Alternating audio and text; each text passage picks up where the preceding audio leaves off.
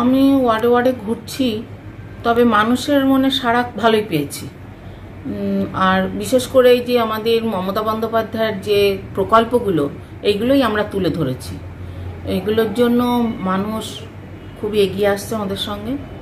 আর আমি একটা ডিজিটাল গাড়ি বের করে দিয়েছি, যে আমাদের পৌরসভায় কী কী উন্নতি হয়েছে এবং মমতা বন্দ্যোপাধ্যায়ের যে প্রকল্পগুলো আমরা বাস্তব করেছি কিছু কিছু, সেইগুলো আমরা সেই ডিজিটাল থেকে আমাদের চলছে। 7-8 দিন ধরে গাড়িটা চলছে এবং পৌরসভা ওয়ার্ডের ভিতরেই চলছে এবং সবাই দেখছে এবং সবাই খুব খুশি যে আমাদের কৃষ্ণনগর পৌরসভায় যে উন্নয়নগুলো হয়েছে সেগুলো লোকের মনে একটা দাগ কেটে গেছে এবং দাগ কাটছে এবং তারা অনেকেই ফোন করে বলছে এটা খুব সুন্দর হয়েছে।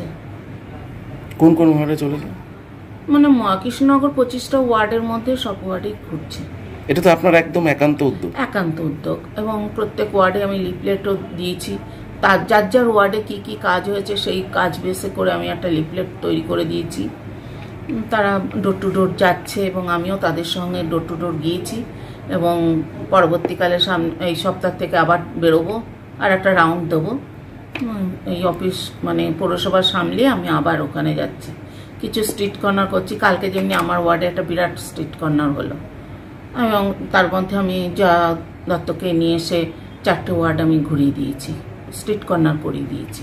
আচ্ছা, বিগত ভোটগুলোতে যেভাবে তৃণমূল কংগ্রেস কৃষ্ণনগর শহরে বা পৌরসভা এলাকাগুলোতে কম ভোট পেয়েছিল, এবার কি সেই ভোটের এটা বাড়বে? না না, এই আগে যেমনি কম হয়ে পেয়েছিল এটা সত্যি কথা, কিন্তু এবার আমরা যেভাবে আমরা চেষ্টা করছি কম মানে লিড জায়গায় আছে আমার মনে হয়।